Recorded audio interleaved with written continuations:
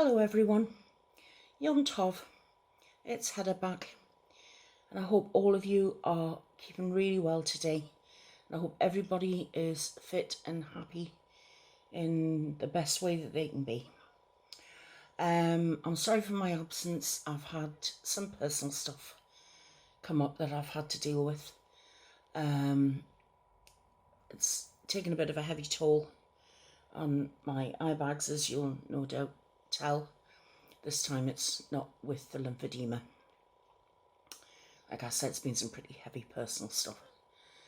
I don't know how many of you remember me asking for prayers from my friend Lorraine. A while back, well, those prayers worked because they got rid of the mass that actually weighed 10 pounds out of her, and things seemed to be going well. And then she started feeling like she had a sore stomach. She's had her MRI. I've been spending quite some time with her online because she lives about 300 miles away from me. And she has secondary liver cancer. So at the moment, it's not looking particularly good.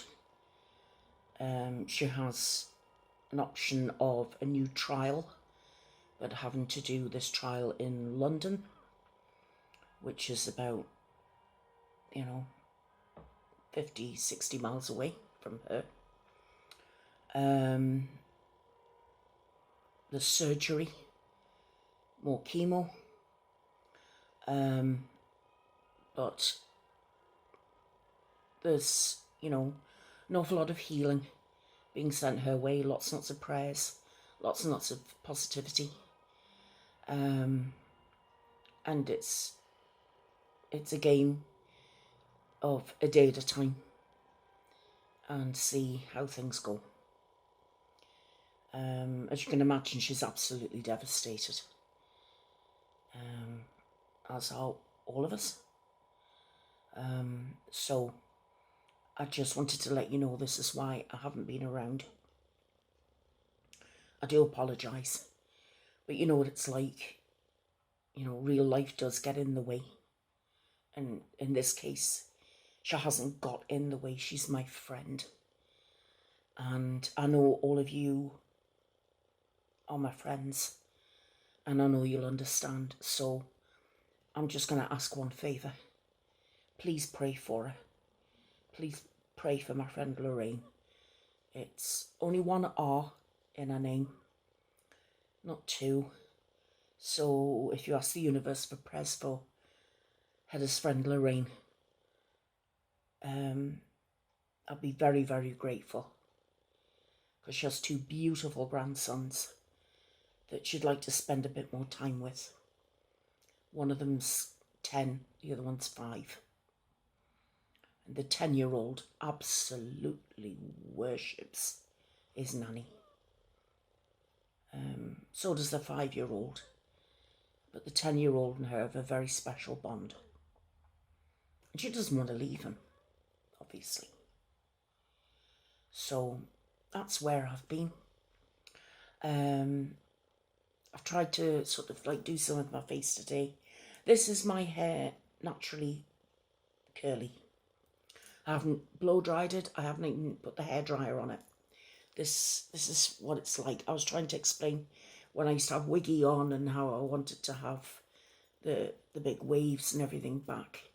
Well, it's, the flat top, and then it's starting to wave out. So that's what I did today. I just let it go to, God and good neighbours, as they say. Right, okay. Today, it's not so much a folk tale. It's a lot of love for this particular story, which I don't know. So this week there's only one story, and it will take half an hour to read. Next week is a birthday request, folk tales. And just letting you all know ahead of time that it's for our Candace. It's going to be a birthday very, very soon. she's asked for the very first story of Winnie the Pooh. So she's never had a request like that read out online for her ever.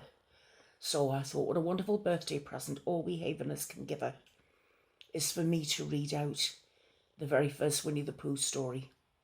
I mean, for anybody who will enjoy it, I know our friend Daphne would love it. You know, she loves Winnie the Pooh as well. But this is for Candace's birthday.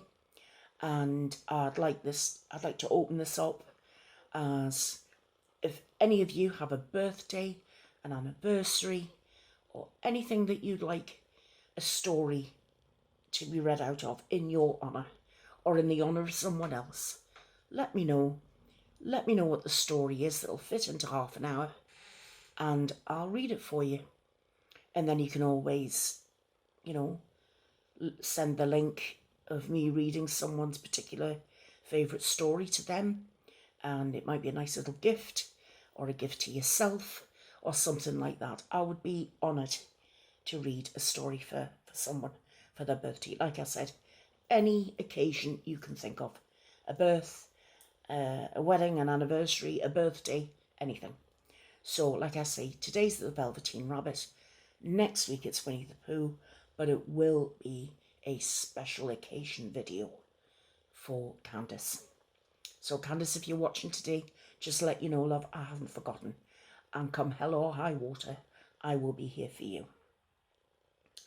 The other thing I very, very quickly wanted to mention before we get on with the Velveteen Rabbit is by popular demand, I've been asked to start the second series of Cerberus straight away, which I'm also very happy to do. There are only 6 episodes in this. We're still waiting to see if the author's going to write some more. But it's on hold at the moment.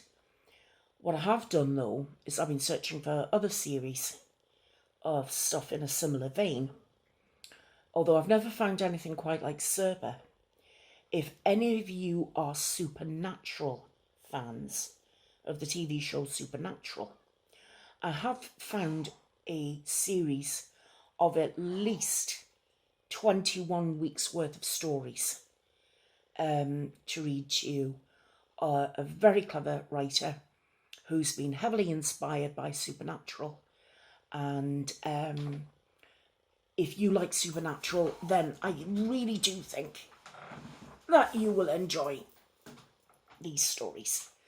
So if you like Supernatural, if you want me to start reading some of these stories to you once Cerber is finished, it's really important. Would you please let me know in the comments? And then I can start reading them, preparing for them. If there's any funny voices that need to be used, then I need to work on that. Because I want to do stuff to make you happy. And this is for everyone who loves the paranormal. Our paranormal crew. If there's anything that you want that I can do for you, then I will do it. So I just wanted to put that out there. For any of you that's listening today, I'll quickly mention it again on Friday. But you know what my memory's like. If I don't say it now, I won't get the chance to say it at all because I'll forget. So without further ado, and I know I'm already a few minutes late, I will get through this as quickly as I can without losing the element of the story. But I bring to you The Velveteen Rabbit, or How Toys Become Real by Margery Williams. Please sit back, relax, and I hope you enjoy my reading of The Velveteen Rabbit for all of you wonderful Haveners. And I really do hope you enjoy it.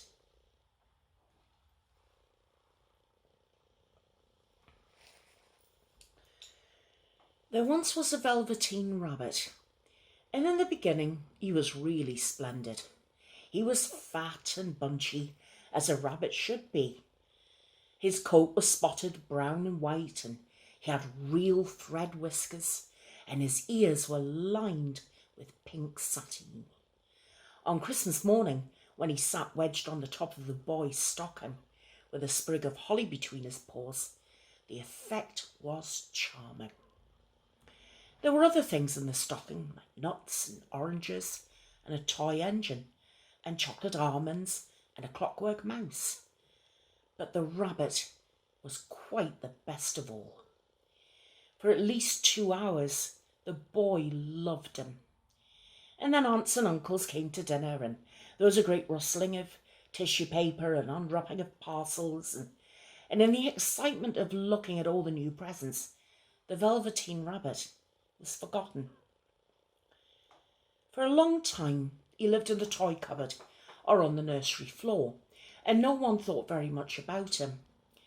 He was naturally shy, and being only made of velveteen, some of the more expensive toys quite snubbed him. The mechanical toys were very superior and looked down upon everyone else. They were full of modern ideas and pretended they were real. The model boat, who'd lived through 2 seasons and lost most of his paint, caught the tone from them and never missed an opportunity of referring to his rigging in technical terms. The rabbit couldn't claim to be a model of anything, for he didn't know that real rabbits existed. He thought they were all stuffed with sawdust like himself. And he understood that sawdust was quite out of date and should never be mentioned in modern circles. Even Timothy, the jointed wooden lion, who was made by the disabled soldiers and should have had broader views, put on airs and pretended he was connected with the government. Well, between them all, the poor little rabbit was made to feel very insignificant and commonplace, and the only person who was kind to him at all was the Skin Horse. The Skin Horse had lived longer in the nursery than any of the others. He was so old that his brown coat was bald in patches and showed the seams underneath, and most of the hairs in his tail had been pulled out to string bead necklaces. He was wise, for he had seen a long succession of mechanical toys arrive to boast and swagger, and by break their mainsprings and pass away. And he knew that they were only toys and would never turn into anything else. For nursery magic is a very strange and wonderful, and only playthings that are old and wise and experienced, like the Skin Horse, understand all about it. "What is real?" asked the rabbit one day when they were lying side by side near the nursery fender, before Nana came to tidy the room. "Does it mean having things that buzz inside you and a stick-out handle?" "Real isn't how you are made," said the Skin Horse. "It's a thing that happens to you. When a child loves you for a long, long time, not just to play with, but really loves you, then you become real." "Does it hurt?" asked the rabbit. "Sometimes," said the Skin Horse, for he was always truthful. "When you are real, you don't mind being hurt." "Does it happen all at once, like being wound up?" he asked. "Or bit by bit?" "Doesn't happen all at once," said the Skin Horse. "You become. It takes a long time. That's why it doesn't happen often to people who break easily, or have sharp edges, or have to have things that are carefully kept. Generally, by the time you are real, most of your hair's been loved off, your eyes drop out, and you get loose in the joints and very shabby. But these things, they don't matter at all, because once you are real, you can't be ugly, except to people who don't understand." "I suppose you are real," said the rabbit, and then he wished he hadn't said it, for he thought the Skin Horse might be sensitive. But the Skin Horse only smiled. "The boy's uncle made me real," he said. "That was a great many years ago. But once you are real, you can't become unreal again. It lasts for always." The rabbit sighed. He thought it would be a long time before this magic called real happened to him. He longed to become real, to know what it felt like, and yet the idea of growing shabby and losing his eyes and whiskers was rather sad. He wished that he could become it without these uncomfortable things happening to him. There was a person called Nana who ruled the nursery. Sometimes she took no notice of the playthings lying about, and sometimes, for no reason whatever, she went swooping about like a great wind and hustled them away in cupboards. She called this tidying up, and the playthings all hated it, especially the tin ones. The rabbit didn't mind it so much, for wherever he was thrown, he became soft. One evening, when the boy was going to bed, he couldn't find the china dog that always slept with him. Nana was in a hurry, and it was too much trouble to hunt for china dogs at bedtime. So she simply looked about her, and seeing that the toy cupboard door stood open, she made a swoop. "Here," she said, "take your old bunny. He'll do to sleep with you."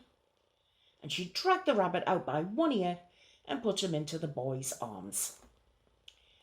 That night, and for many nights after, the Velveteen Rabbit slept in the boy's bed.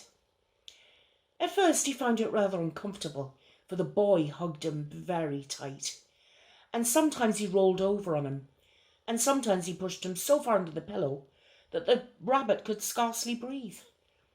And he missed, too, those long moonlit hours in the nursery when all the house was silent, and his talks with the Skin Horse.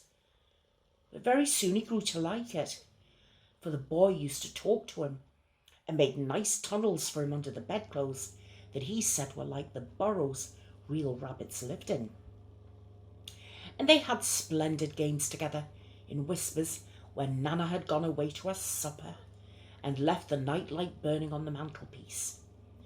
And when the boy dropped off to sleep, the rabbit would snuggle down close under his little warm chin and dream, with the boy's hands clasped close around him all night long.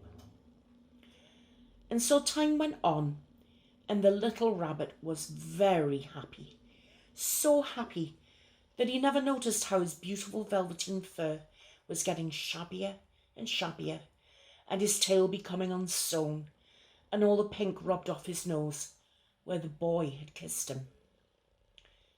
Spring came, and they had long days in the garden, for wherever the boy went, the rabbit went too. He had rides in the wheelbarrow, and picnics on the grass, and lovely fairy huts built for him under the raspberry canes behind the flower border. And once, when the boy was called away suddenly to go out to tea, the rabbit was left out on the lawn until long after dusk, and Nana had to come and look for him with the candle, because the boy couldn't go to sleep unless he was there. He was wet through with the dew and quite earthy from diving into the burrows the boy had made for him in the flower bed, and Nana grumbled as she rubbed him with a corner of her apron. "You must have your old bunny," she said. "Fancy all that fuss for a toy." The boy sat up in bed and stretched out his hands. "Give me my bunny," he said. "You mustn't say that. He isn't a toy. He's real." When the little rabbit heard that, he was happy, for he knew that what the Skin Horse had said was true at last. The nursery magic had happened to him, and he was a toy no longer. He was real. The boy himself had said it. That night he was almost too happy to sleep, and so much love stirred in his little sawdust heart that it almost burst. And into his boot button eyes that had long ago lost their polish, there came a look of wisdom and beauty, so that even Nana noticed it the next morning when she picked him up. She said, "I declare, if that old bunny hasn't got quite a knowing expression." That was a wonderful summer. Near the house where they lived, there was a wood, and in the long June evenings, the boy liked to go there after tea to play. He took the Velveteen Rabbit with him, and before he wandered off to pick flowers or play at brigands amongst the trees, he always made the rabbit a little nest somewhere among the bracken, where he could be quite cosy, for he was a kind-hearted little boy, and he liked Bunny to be comfortable. One evening, while the rabbit was lying there alone, watching the ants that ran to and fro between his velvet paws in the grass, he saw two strange things creep out of the tall bracken near him. They were rabbits like himself, but quite furry and brand new. They must have been very well made, for the seams didn't show at all, and they changed shape in a queer way when they moved. One minute they were long and thin, and the next minute fat and bunchy, instead of always staying the same like he did. Their feet padded softly on the ground, and they crept quite close to him, twitching their noses, while the rabbit stared hard to see which side the clockwork stuck out, for he knew that people who jump generally have something to wind them up, but he couldn't see it. They were evidently a new kind of rabbit altogether. They stared at him, and the little rabbits stared back, and all the time their noses twitched. "Why don't you get up and play with us?" one of them asked. "I don't feel like it," said the rabbit, for he didn't want to explain that he had no clockwork. "Oh," said the furry rabbit, "it's as easy as anything." And she gave a big hop sideways and stood on his hind legs. "I don't believe you can," he said. "I can," said the little rabbit. "I can jump higher than anything." He meant when the boy threw him, but of course he didn't want to say so. "Can you hop on your hind legs?" asked the furry rabbit. That was a dreadful question, for the Velveteen Rabbit had no hind legs at all. The back of him was all made in one piece, like a pincushion. He sat still in the bracken and hoped the other rabbits wouldn't notice. "I don't want to," he said again. But wild rabbits have very sharp eyes, and this one stretched out his neck and looked. "He hasn't got any hind legs," he called out. "Fancy a rabbit without any hind legs!" And he began to laugh. "I have," cried the little rabbit. "I have got hind legs. I'm sitting on them." "Then stretch them out and show me, like this," said the wild rabbit, and he began to whirl round and dance until the little rabbit got quite dizzy. "I don't like dancing," he said. "I'd rather sit still." But all the while he was longing to dance, for a new funny tickly feeling ran through him, and he felt like he would give anything in the world to be able to jump about like these rabbits did. The strange rabbit stopped dancing and came quite close. He came so close at this time his long whiskers brushed the Velveteen Rabbit's ear, and then he wrinkled his nose suddenly and he flattened his ears and jumped backwards. "He doesn't smell right," he exclaimed. "He isn't a rabbit at all. He's not real." "I am real," said the little rabbit. "I am real. The boy said so." And he nearly began to cry. Just then there was a sound of footsteps, and the boy ran past near them. With a stamp of feet and a flash of white tails, the two strange rabbits disappeared. "Come back and play with me," called the little rabbit. "Oh, do come back. I know I am real." But there was no answer. Only the little ants ran to and fro, and the bracken swayed gently where the two strangers had passed. The Velveteen Rabbit was all alone. "Oh dear," he thought. Why did they run away like that? Why couldn't they stop and talk to me? For a long time he lay very still, watching the bracken and hoping they would come back. But they never returned. And presently the sun sank lower and the little white moths fluttered out, and the boy came and carried him home. Weeks passed, and the little rabbit grew very old and shabby, but the boy loved him just as much. He loved him so hard that he loved all of his whiskers off, and the pink lining to his ears turned grey, and his brown spots faded. He even began to lose his shape, and he scarcely looked like a rabbit anymore, except to the boy. To him, he was always beautiful, and that was all that the little rabbit cared about. He didn't mind how he looked to other people, because the nursery magic had made him real. And when you are real, shabbiness doesn't matter. And then, one day, the boy was ill. His face grew very flushed, and he talked in his sleep, and his little body was so hot that it burned the rabbit when he held him close.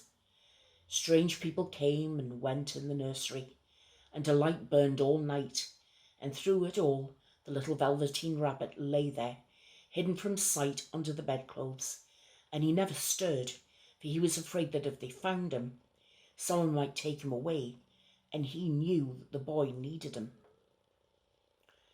It was a long, weary time, for the boy was too ill to play, and the little rabbit found it rather dull with nothing to do all day long. But he snuggled down patiently and looked forward to the time when the boy would be well again, and they would go out into the garden amongst the flowers and the butterflies and play splendid games in the raspberry thicket like they used to. All sorts of delightful things he planned, and while the boy lay half asleep, he crept up close to the pillow and whispered them in his ear. And presently the fever returned, and then turned, and the boy got better. He was able to sit up in bed and look at picture books, while the little rabbit cuddled close at his side. And then one day they let him get up and dress. It was a bright sunny morning, and the window stood wide open. They'd carried the boy out onto the balcony, wrapped in a shawl, and the little rabbit lay tangled up among the bedclothes, thinking. The boy was going to the seaside tomorrow. Everything was arranged, and now it only remained to carry out the doctor's orders. They talked about it all, and while the little rabbit lay under the bedclothes, with just his head peeping out, and listened, the room was to be disinfected, and all the books and toys that the boy had played with in the bed must be burnt. Hurrah, thought the little rabbit. Tomorrow we shall go to the seaside. For the boy had often talked of the seaside, and he wanted very much to see the big waves coming in, and the tiny crabs, and the sandcastles. Just then Nana caught sight of him. How about this old bunny? She asked. That, said the doctor. Why, it's a mass of scarlet fever germs. Burn it at once. What nonsense. Get him a new one. He mustn't have that any more. And so the little rabbit was put into a sack with all the old picture books and a lot of rubbish, and carried out into the end of the garden behind the fowl house. That was a fine place to make a bonfire, only the gardener was too busy just then to attend to it. He had the potatoes to dig and the green peas to gather, but next morning he promised to come quite early and burn the whole lot. That night the boy slept in a different bedroom, and he had a new bunny to sleep with him. It was a splendid bunny, all white plush with real glass eyes, but the boy was too excited to care very much about it, for tomorrow he was going to the seaside, and that in itself was such a wonderful thing that he could think of nothing else. And while the boy was asleep, dreaming of the seaside, the little rabbit lay among the old picture books in the corner behind the fowl house, and he felt very lonely. The sack had been left untied, and so by wriggling a bit, he was able to get his head through the opening and look out.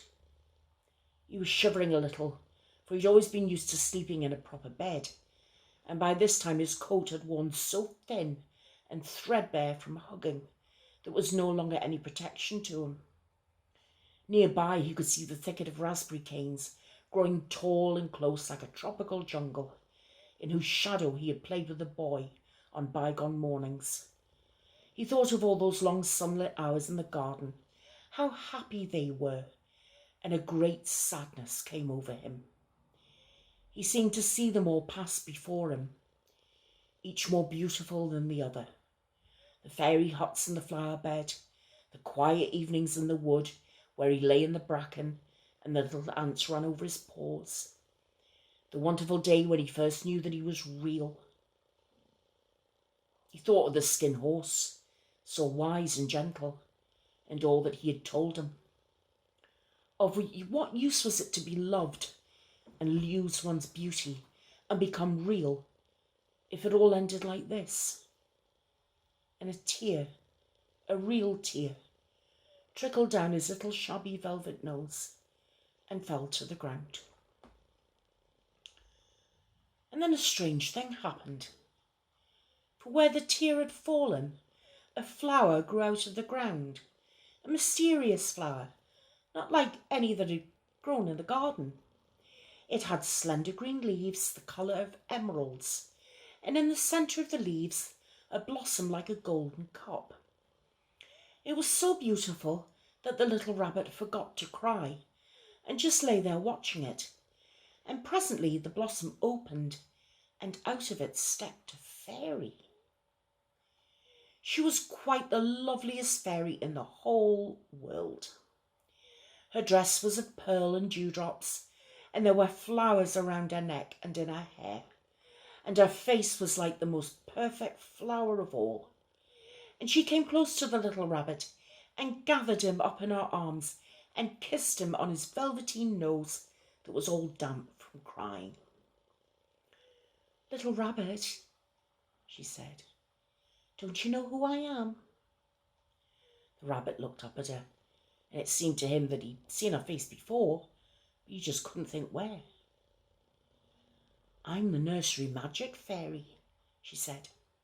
"I take care of all the playthings that the children have loved, and when they are old and worn out and the children don't need them anymore, then I come and I take them away with me and turn them into real." "Wasn't I real before?" asked the little rabbit. "You were real to the boy," the fairy said, "because he loved you. Now you shall be real to everyone." And she held the little rabbit close in her arms and flew with him into the wood. It was light now, for the moon had risen, and all the forest was beautiful, and the fronds of the bracken shone like frosted silver. And in the open glade between the tree trunks, the wild rabbits danced with their shadows on the velvet grass. But when they saw the fairy, they all stopped dancing and stood in a ring to stare at her. "I've brought you a new playfellow," the fairy said. "You must be very kind to him and teach him all he needs to know in Rabbit Land, for he's going to live with you forever and ever." And she kissed the little rabbit again and put him down on the grass. "Run and play, little rabbit," she said. But the little rabbit sat quite still for a moment and never moved, for when he saw the wild rabbits dancing around him, he suddenly remembered about his hind legs, and he didn't want them to see that he was all made in one piece. He didn't know that when the fairy kissed him that last time, she changed him altogether. And he might have sat there a long time too shy to move, if just then something hadn't tickled his nose, and before he thought what he was doing, he lifted his hind toe to scratch it. And then he found he actually had hind legs. Instead of a dingy velveteen, he had brown fur, soft and shiny. His ears twitched by themselves, and his whiskers were so long that they brushed the grass. He gave one leap and the joy of using those hind legs was so great that he went springing about the turf on them, jumping sideways and whirling round as the others did. And he grew so excited that when at last he did stop to look for the fairy, she'd gone. He was a real rabbit at last, at home with all the other rabbits. Autumn passed and winter, and in the spring, when the days grew warm and sunny, the boy went out to play in the wood behind the house. And while he was playing, 2 rabbits crept out from the bracken and peeped at him. One of them was brown all over, but the other had strange markings under his fur, and though long ago he had been spotted, and the spots still showed through, and about his little soft nose and his round black eyes there was something familiar, so that the boy thought to himself, "Why, he looks just like my old bunny that I lost when I had scarlet fever." But he never really knew that it was his own bunny, come back to look at the child who had first helped him to be real.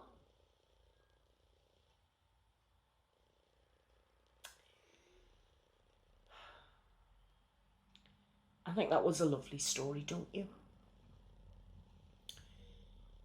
And we could sort of class it as a fairy tale because there was a fairy in it, a nursery magic fairy.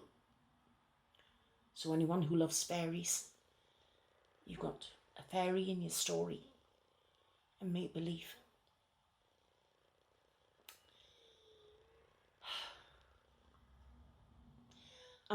It's the first time I've ever read this.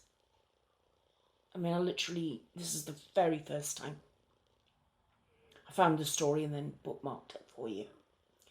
But I actually hadn't read it through. I hadn't practiced a run through. As you know, I've had other things going on.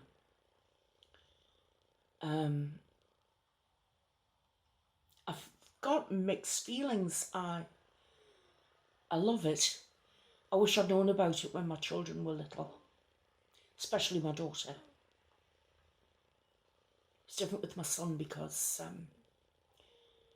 with autism, it's having to work with imagination, and stories didn't work like that way with him. But my daughter had a wild imagination, and she would have loved this story. And I've got a warm feeling all over from reading it. There's a part of me that feels I want to cry.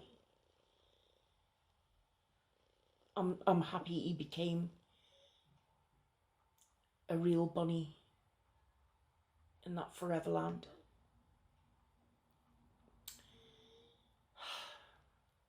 Sorry, I can't really quite put it into words. I'm extremely glad and extremely fortunate to have shared my very first reading at my age of the Velveteen Rabbit with all of you.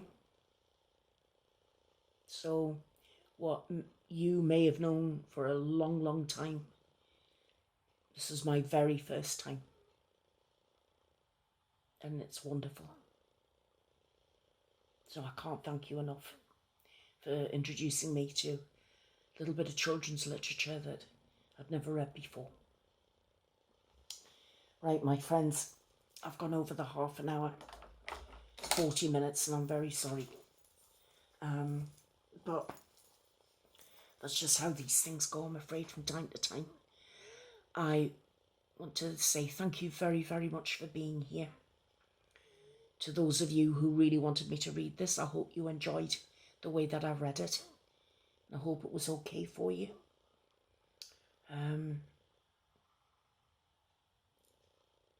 Thank you all for watching. Like I asked you before, if you could please keep my friend Lorraine in your prayers, I would be extremely grateful. But to all of what I now call the folktale fans, I hope you've enjoyed this video. And to all the paranormal crew, I will see you on Friday. So until then, I love you. Take care. I'll see you again soon. Bye-bye for now. Bye-bye.